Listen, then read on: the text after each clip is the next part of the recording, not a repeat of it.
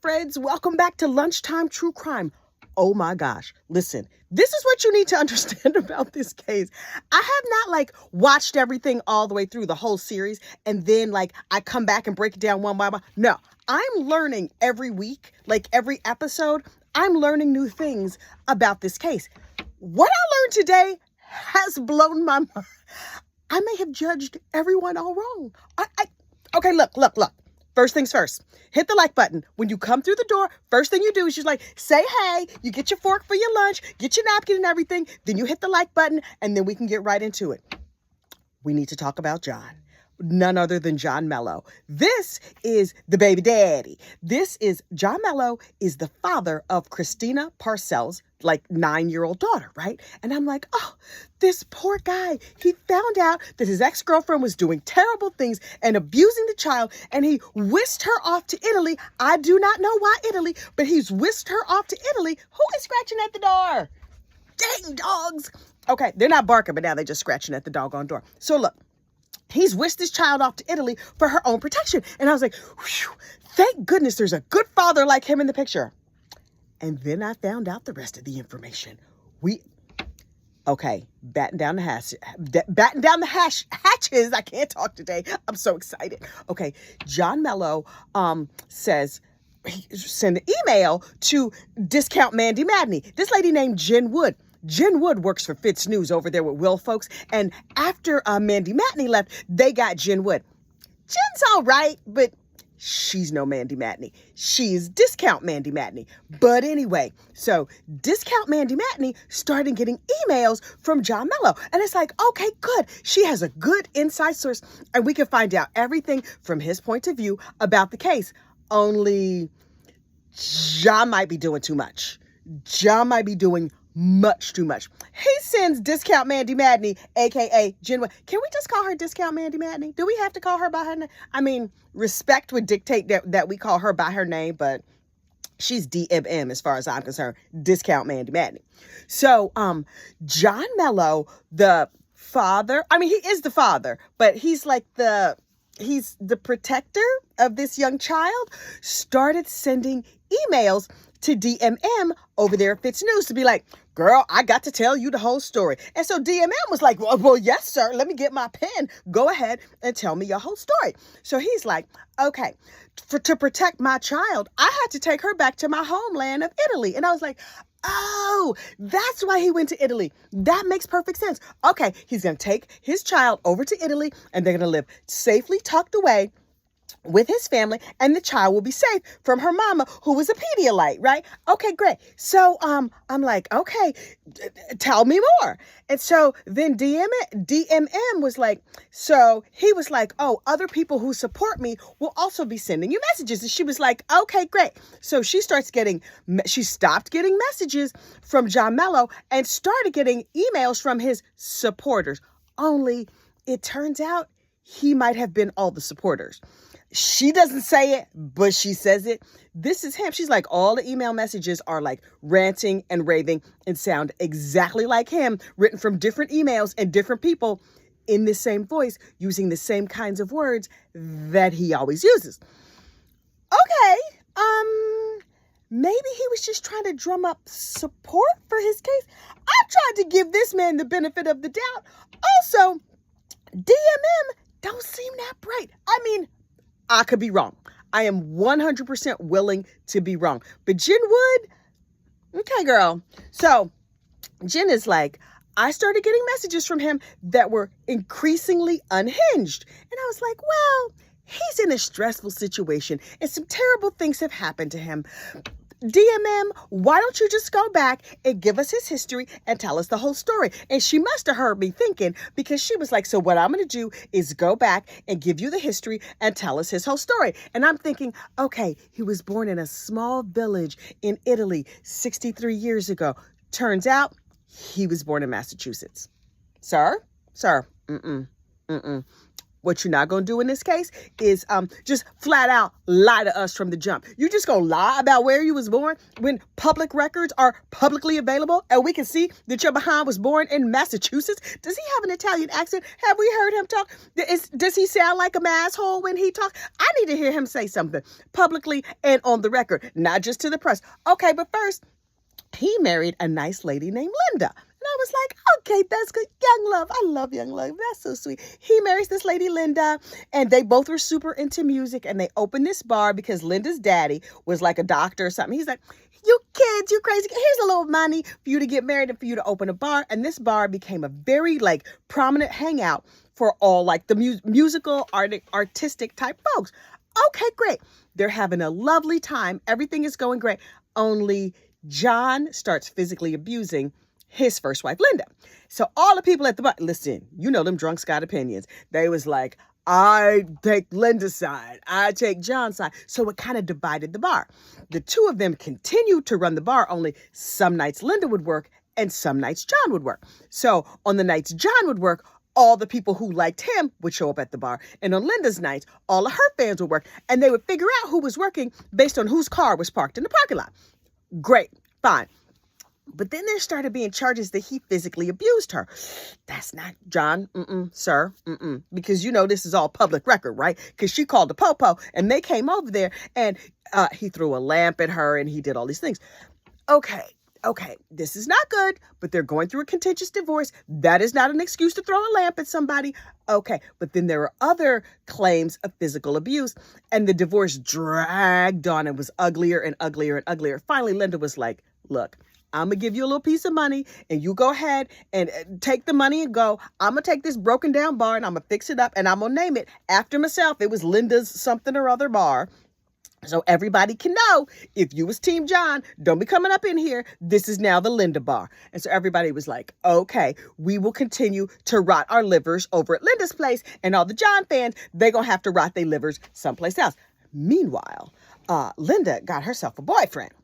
Like you do when you're young and cute and divorced and you always up at the bar. You know she was meeting her some menses. And the men's who was trying to get them some free liquor or thought Linda was cute or whatever, they were like, hey, Linda girl. So John started threatening like increasing levels of violence against Linda's boyfriend and threatening physical attacks, threatening to blow him up, just like he was known to carry lots of guns, increasing levels of physical attacks, threats. He didn't actually do it, but threats.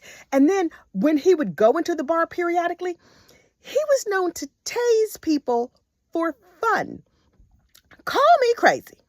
Now, no matter how much alcohol you've had, and no matter what a good idea it seems like, tasing people does not seem that fun for the taser or the tasee. Like, if you get tased, that's obviously not going to be good for you. But if you're tasing people, I would think that's an extreme measure because you were very upset. Not just like, oh, we're having a great time, let me tase you. That's not a thing. And then he was sending out mailings in the mail, calling his ex-wife a lady of the night and whatever. Okay. So all the neighbors, all the friends, the people at the bar, everybody is filing restraining orders against this unhinged Massachusetts man, John Mello. And I'm like, oh, okay. So he might not be the most credible source of what was going on over in his ex-girlfriend's house, but that's okay. Eventually he was like, I have found love again. I found wife number 2 and, I'm going to go with my new wife and I'm going to do good things. He married a lady named Christina. And everybody was like, great, he found new love. He's going to leave first wife number 1, Linda, alone. And they were going great. Everything was fine. They get married. And then, money was a little bit tight. And so their gas got turned off. Okay, that's unfortunate, but that happens sometimes. John did not take it well. And so he called the gas company and was like, yeah, I know I didn't pay the bill, but I'm gonna need y'all to turn this gas back on because we was enjoying the cooking and the heat and the hot water stuff. And they was like, yeah, right. We gonna need our money first. And they were like, he was like, we don't have none of that. But what I would like is for you to turn my gas back on. And they were like, yeah, sir, that's not how that works. We're gonna need you to pay the past due bill and then we will turn your gas back on. And so he was like, okay, I have a better solution. And so he started filing threats, writing threatening letters to the people at the gas company, including threats to blow up the entire gas facility. Sir, you can't, I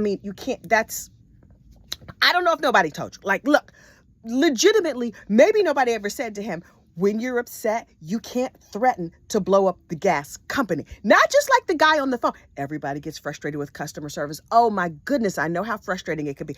But you can't threaten to unalive them. You can't threaten to blow the place up. He threatened so many people in his neighborhood, so many people in the area. Eventually, he must have come up with the money because they got his gas turned back on. But so many people were under threat of this man that they formed a Facebook group called Mellow Drama. What?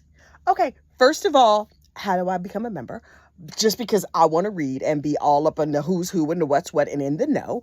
But like, what, sir? You have threatened and had these increasingly unhinged tirades against so many people that there's an entire Facebook group about you're crazy?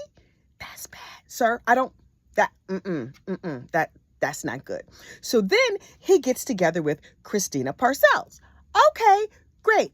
Maybe third time's the charm. He didn't have kids with those first two ladies as far as I could tell. But now he had a baby with Christina. By this time, he's in his 60s and Christina is in her like 20s.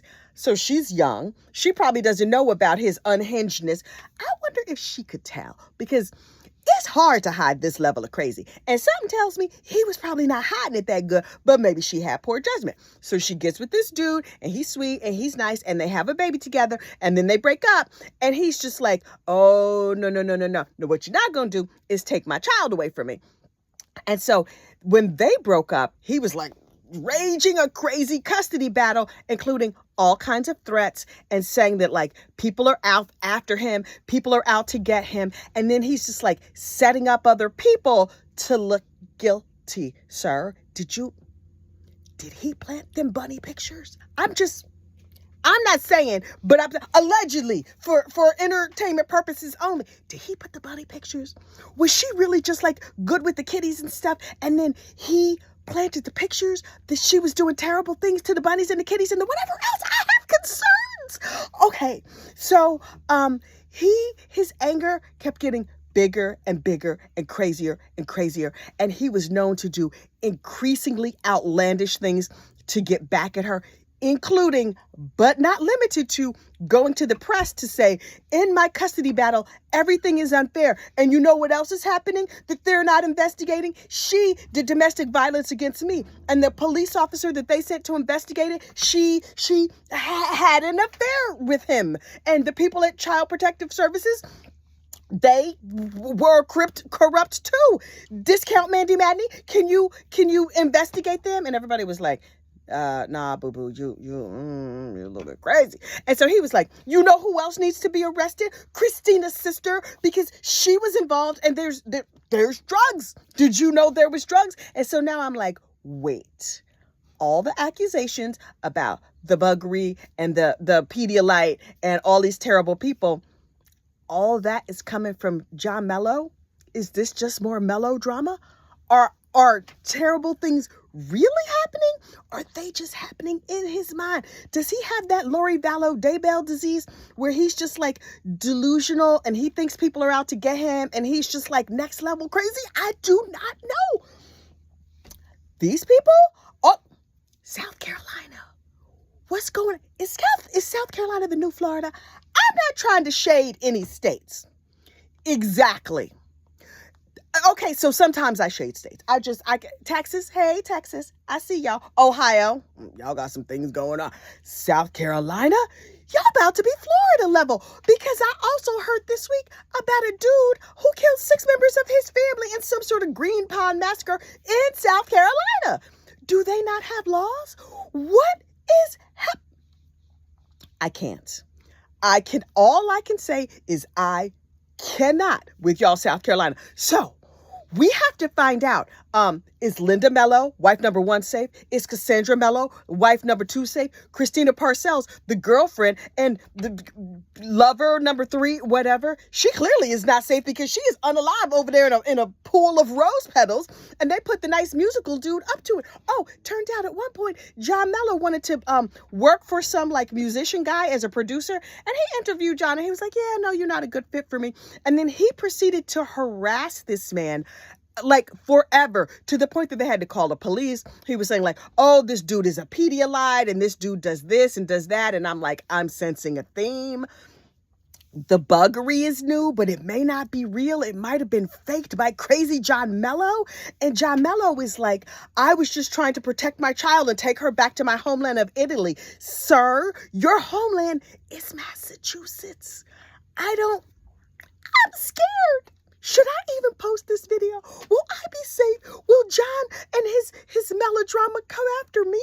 I don't. Thank God I can hide behind the bookshelf, which is very sturdy. And then I can throw the books on the bookshelf at anybody who comes to get me. Oh my God. I don't know when Fitz Files is dropping the next episode of this ridiculous shenanigans called the Rose Petal, Rose whatever murder case. I'm nervous. John Mello is innocent until proven guilty in a court of law, and I'm sure he is a delightful human being who does not know where I live. I live in Kansas and nowhere near North Jersey, and that is all. Team John, y'all listen. If I go missing, it was John Mello. Okay. Hopefully there's another video up tomorrow. If not, y'all know what happened. Be safe out there and enjoy the rest of your lunch. Bye.